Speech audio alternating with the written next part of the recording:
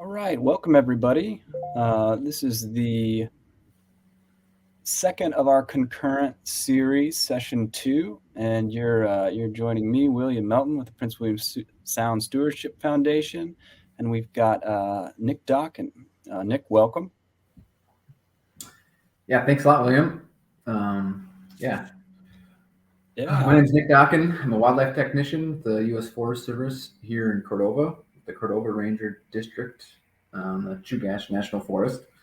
You want knowledge quick, Adam Duarte is my co-PI on this project we did a year ago. He's stationed with the P&W Research Station in Olympia, Washington. And our newest addition to our wildlife staff here in the Cordova Ranger District is our lead biologist, Brant Meixel, who joined us midsummer last year. But yeah, I'm going to talk to you today about Kittlitz's Murrelet space use in Columbia Bay in the Prince William Sound and the research project we conducted last season.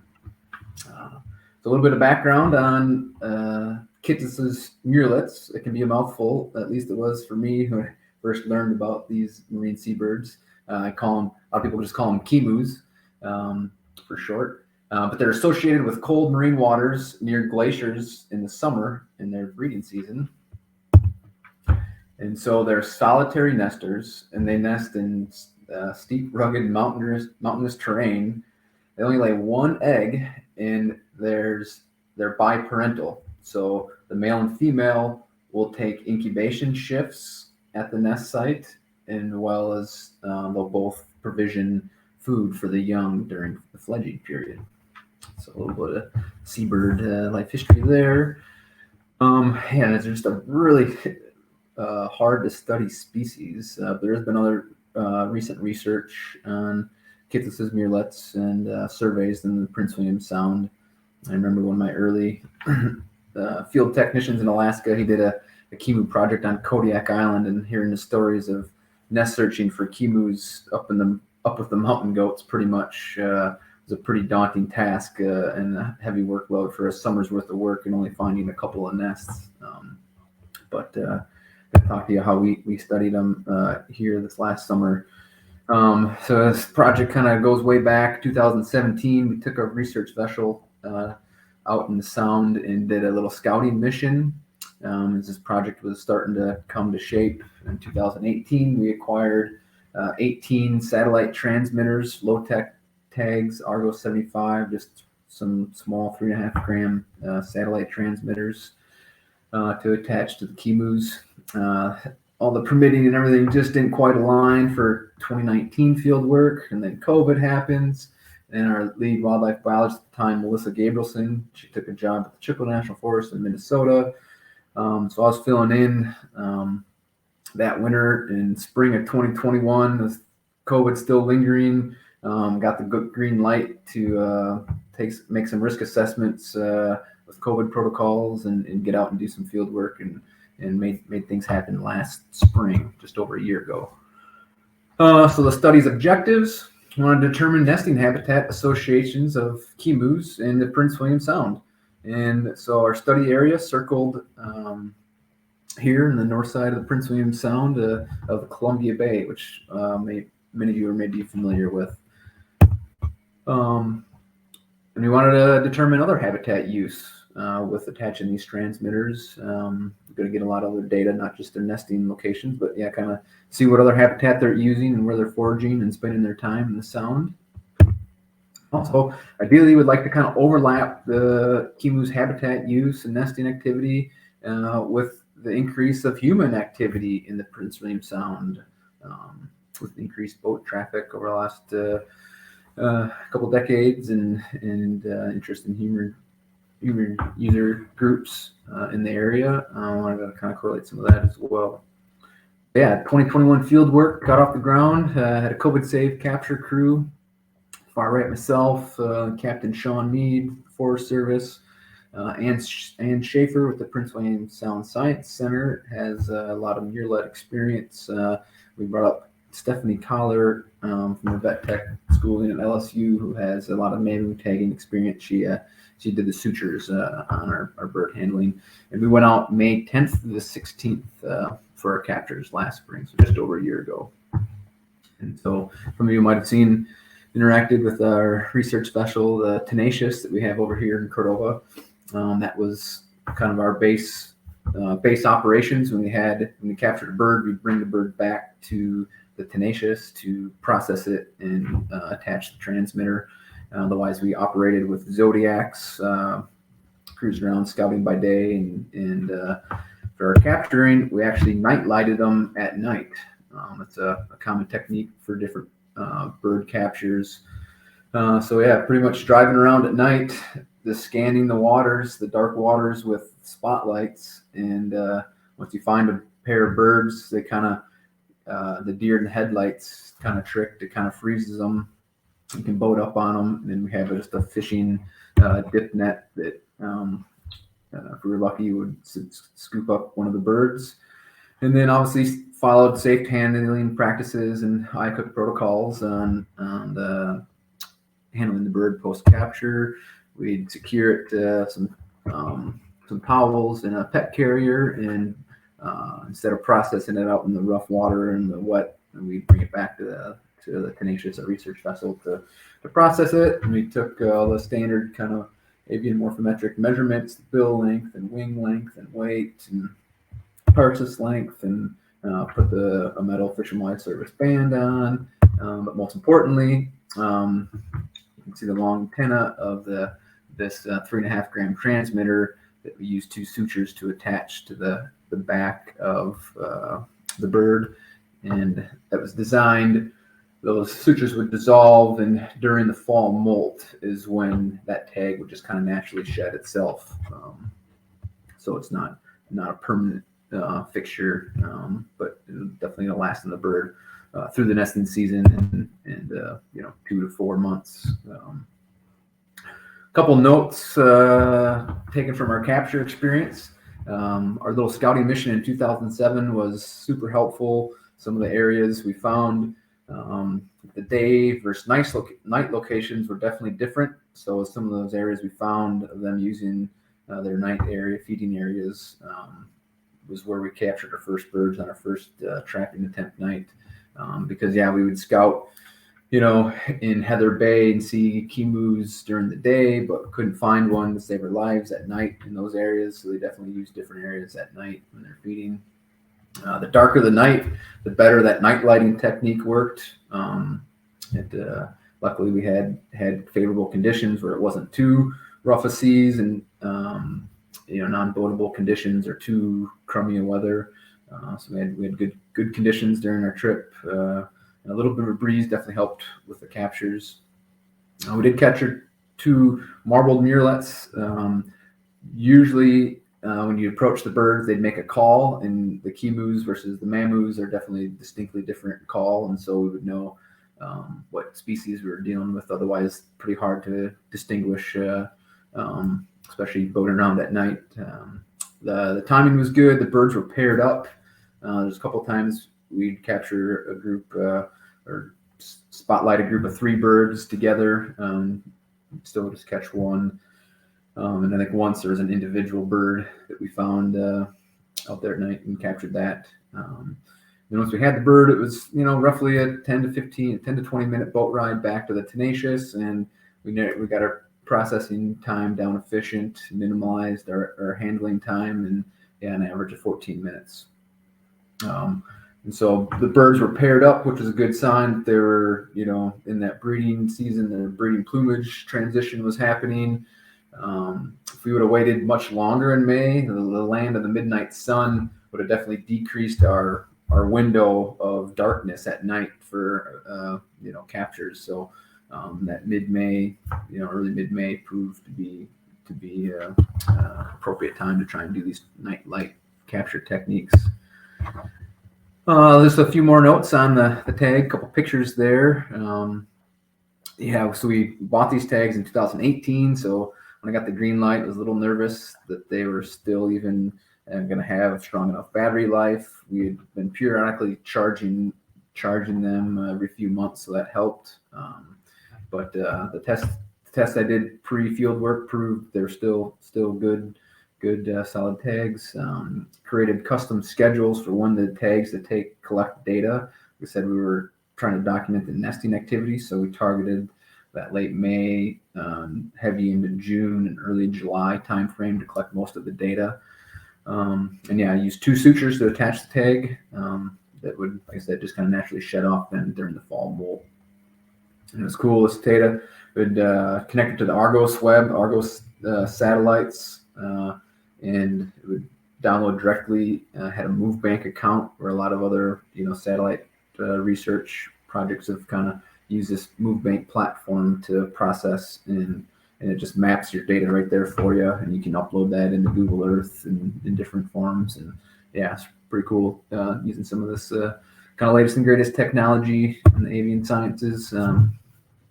And to our results, in hand, it's super hard to distinguish male or female. So we took a drop of blood to send into Antech Diagnostics lab for testing, and we had 12 females, 4 males, and 1 was unknown. And yeah, super exciting that we found 5 nesters. We really had no idea how successful we were going to be at actually getting tags on nesters, or if it was going to, tag attachment was going to, make them not nest.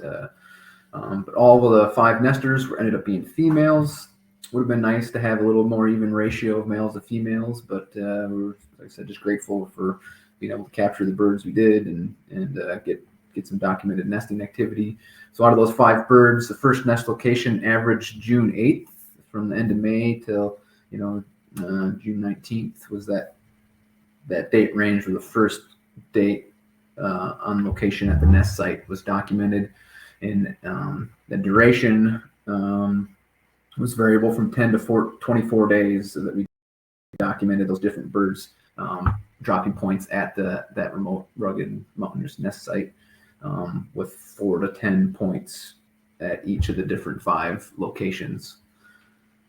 And unfortunately, with any research project, we did have some mortalities, with birds having points spread out, in the sound or in the capture area. And then all of a sudden points would just locate right on shore numerous days in a row in the same spot. They had no business being, kind of right on the beach line.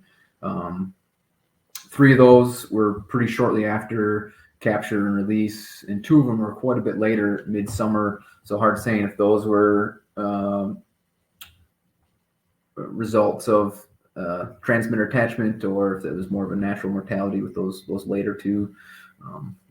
Hard to really know that. But and also kind of some bonus data that we got out of this was we got 4 of our birds with some solid post-breeding movements. Late July, the birds left the Columbia Glacier area, the study area, and migrated around. I'll show some figures on here in a minute. So the mortalities, like I said, we had locations start pinging on shore after the bird had been active elsewhere, and we were able to follow up and kind of just poke in and visit a couple of those sites. And like here's one on Glacier Island, and definitely an eagle nest right where that point was, popping on shore. We couldn't land the boat there and go poke around to see if we could find the transmitter. But so that was, I'm guessing that, whether they were killed or scavenged by avian predators, I think that was the cause for definitely a couple of our mortalities. But most excitingly, our nest locations. So out of our 5 nesters here in this kind of Google Earth edited graph, you can see the Columbia Glacier there in the middle, and so circled is kind of their day use locations on water with a line, kind of just a straight line drawn to their nest site. You can see, they're traveling a ways to get to these mountainous, terrain nesting sites, and 10 to 25 kilometers, these birds are traveling to their nest site, to their kind of cluster of foraging in daytime locations. So super cool to see how much movement that they're using from the nesting areas. And there's 3,000 foot plus elevation they were documented at, and pretty steep slopes. And a few images, screenshots from Google Earth of their nesting sites. You can see like the multiple points right in the same spot. There's bird has no other business up in these steep, snowy mountain caps of the Google Earth imagery, other than that's up there nesting. So it was cool to see those cluster points with a little bit of variation in the GPS location, but there's definitely no other explanation for what was going on there with the transmitter data. Like I said, kind of a bonus. We got some post-breeding movements for the birds starting the third week of July. Like I said, I programmed the tags that take most of their data during June and into July, but some of them kept recording periodically later in the fall and had some movement to a couple points into the Cook Inlet and Bristol Bay, and there was a couple of tags that made it all the way around the Stewart Peninsula and up in the Beaufort and Chukchi Seas in the North Slope. And there's been some recent literature on this, some Icy Bay work, Michelle Kissling et al. And some of the USGS folks have had transmitters on murrelets and shown that same post-breeding movement. So that was cool to kind of see, especially with that recent research that's came out. A little note on the tag performance. It's kind of like the newest, latest, and greatest tag. Now it's already a few years old too. The technology just continues to grow.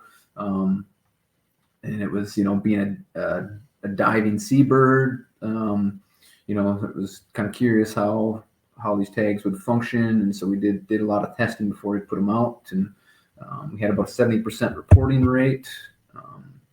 We were working with low tech. We were expecting about 40 to 50 locations from each of these tags, and it varied from 6 to 42. And that time span of 31 to a couple of those tags that made it all the way up to the North Slope was 125 days that they were online reporting. So overall pretty pleased with the tag performance with this small diving seabird. And a couple discussion points. It was great to see these tags work, and we actually documented 5 nesters. I think definitely had some insight for potential of continuing to use this technology in the future to document, nesting sites and locations. Confirming fledging success would be a little tougher, so we know that they nested, but obviously we'd like to know if they were successful. There was talk about trying to go and climb the mountain and get a look at the nest site and get some pictures and see if there was indications of success or failure. But I think you could, use that data and program it a little heavier during that nesting period and determine how long that bird was at that nest site, if it was not just incubating, but also, fledging its young at the nest location. But and we're still waiting to do some further analysis on some of the space use and overall Prince William Sound. Adam Duarte is going to be running some minimum boundary geometry analysis and kind of be looking at some of this data in different ways and some of the use and the different movement data we had with these transmitters and some of the foraging areas and going to dig more into and trying to evaluate any human activity correlations, like I said, with the increase of boat use and human, different adventure groups using the areas. And I doubt there's a lot of people recreating up in some of these pretty remote, rugged nest locations of the Kimus. But just great insight we learned from the locations we did get from the 5 nesters. And with that, definitely a lot of thanks to go out to make field work that this happen. Melissa Gabrielson was the biologist who did all the groundwork, getting this set up and all the permitting and everything. And our capture crew, I want to thank again Ann Schaefer, Captain Sean Mead, and Stephanie Collar coming up to help us. And the co-PI, Adam Duarte, Michelle Kissling is a ton of murrelet research. She was a huge help, especially getting me familiarized with these tags and the programming and the analysis work. The low-tech staff working with them was good. And obviously Aaron Cooper and all the other staff here in Cordova Ranger District. Yeah, there's our contacts there if you want to reach out with any questions. Kind of a crazy graph there with all the different locations and the movement patterns of the birds. But yeah, with that, I don't know how much time we have, but definitely happy to open it up to try and answer any questions anybody might have. All right. Thank you, Nick. Yeah. Man, that looks like a huge amount of work and super interesting data. Yeah, it was a lot of work, but yeah, a lot of fun for sure. And yeah, definitely. I was hoping to be a little further along with some of the further analysis of all the cool data we got. But yeah, hopefully we can continue to present some of those further results that we gained from some of these details. Nice. Well, if you have any questions for Nick, feel free to put them in the Ask a Question box, or you can throw them into the chat there also. Nick, I had a couple questions. Would you mind just going over again the time frame of when you first started to tag through your final data points? Yeah, like I said, we captured just over a year ago, May 10th through the 16th, and and so there, I remember being out there last spring, a year ago, and looking like, oh, there's spring is here and it's green up, and most of my work involves with our nesting dusky Canada goose population here, and we're well into our nesting season, and thinking that these seabirds should be nesting too. But then I look up in the mountains, like, oh yeah, there's a lot of snow up high yet, and so their nesting initiation time frame is pretty variable. Like I said, we had the first data point May 28th, and the first data point for the latest nester was June 19th. So that month of June is their kind of their start or their peak of nesting, and definitely goes into July. But then it was late July is when we documented those few birds that left the sound and traveled around the state. So yeah, kind of that late May to mid July is their kind of big nesting season and high use of this Columbia Glacier area where they're keying in on key forage. Very cool. That time frame. Yeah. And how many successful tags? So we had 17 total tags. One of them we didn't deploy because it wasn't responding out of the 18 that we had purchased. But so we had 17 individuals that we captured. We had 10 days planned to capture, but things went great. We got them all out in six nights of capture, so that was a big success. Awesome. We've got a question from Ellen here. Great presentation. Do the tags stay on the birds until they die, or do they fall off, or do you remove? Yep, like I said, those two sutures that we use to attach them, we just kind of like pinch the skin and get a suture through, and there's a couple little holes to kind of secure the tag, and those sutures will just degrade over time, and then it's been documented or shown with that attachment method, usually coinciding with the fall molt when they're shedding, molting their feathers, is roughly when the tag will fall off. So anywhere from like 2 to 4 months, we're looking at tag retention. So yeah, it's not on the bird permanently. Those sutures will degrade, and typically with that fall molt cycle is when those tags will fall off. And like we went to look for a couple of them, the couple of mortalities that we showed the tag on shore, like, oh, maybe we'd get lucky and re-find one, or we could reprogram it, but it'd be like finding a needle in a haystack. But yeah, so they just fall off and at some point. Cool. All right. I was curious about this. How do you get a drop of blood from a bird that small?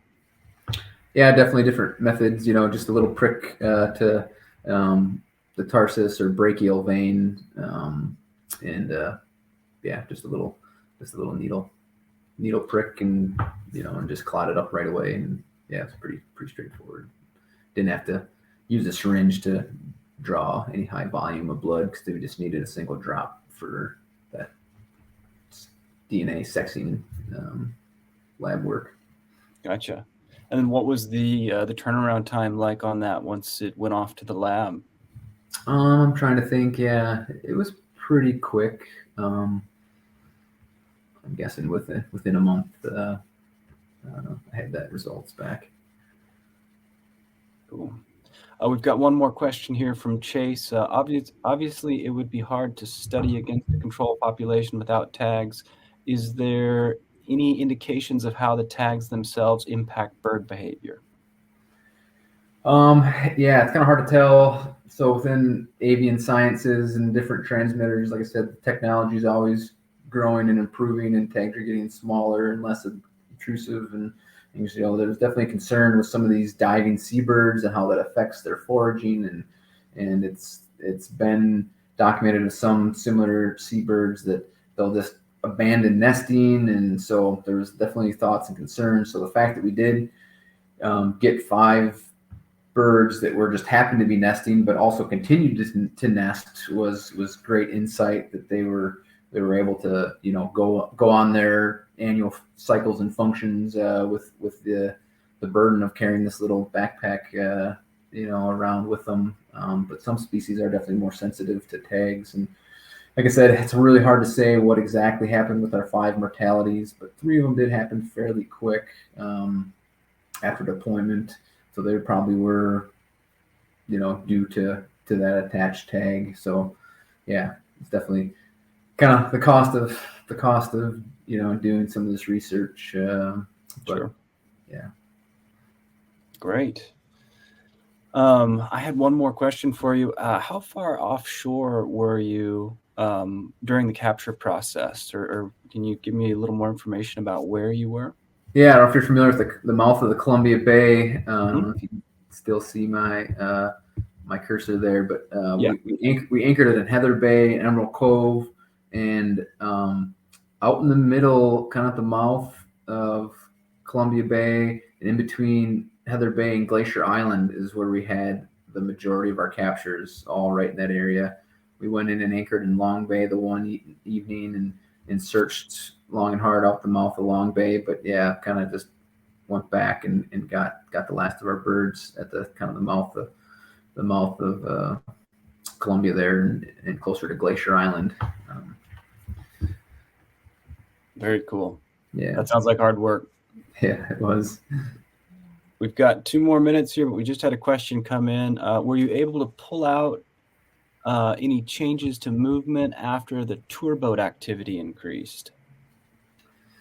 Yeah, unfortunately, with kind of limited location data coming in with this small of a tag, I don't think it was that frequent enough of detection data to really kind of tease out those nuances as far as some of that timing. So like I said, we're still digging into a lot of the some of this post analysis work with this cool data, but that'll be hard to tease out that fine detail. Gotcha. Okay, well, Nick, thank you so much. We really appreciate your time, and that was a fascinating presentation. So I wish you luck with all of the interpretation you have left, and maybe you can join us again next year. I'd love to hear more about it. Yeah, my pleasure. Yeah, thanks for having me. All righty. We're going to move on. We've got another session starting here shortly, so everybody go ahead and take a break and jump in for our afternoon session, which will begin here in just about 10 minutes. All right. Thanks again, Nick. We're going to sign off.